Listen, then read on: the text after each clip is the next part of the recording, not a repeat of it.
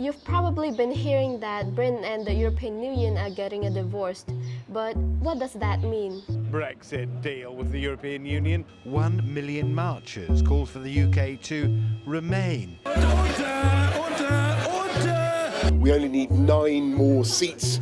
The Brexit Party leader, Nigel Farage. That is the beginning and the end of the matter. Britain is leaving the European Union, and that is called Brexit. That might mean that some of your favorite British tea might cost more in Italy.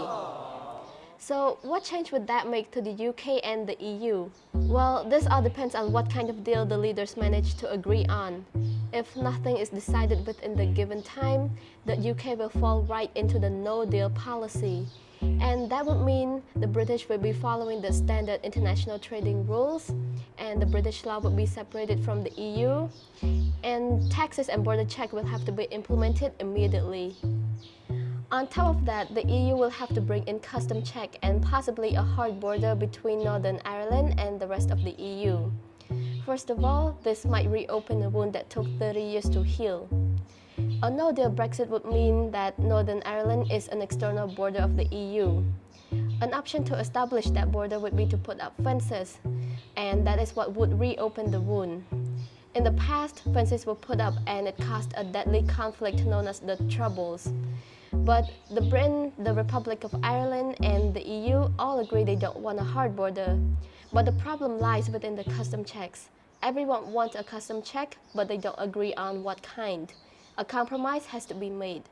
In addition to that, with a hard border in place, Britain will gain full control over its border.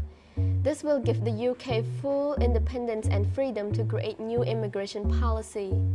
For the EU citizen, living in the UK will be a little more complicated.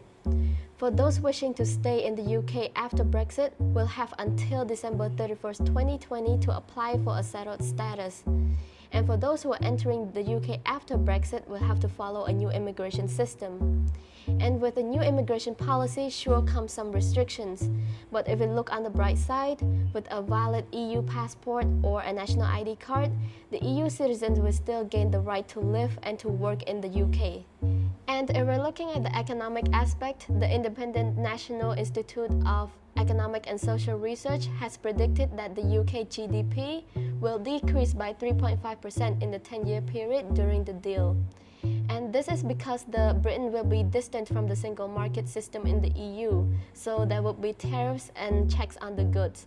But again, this would depend on the deal that will be put into action.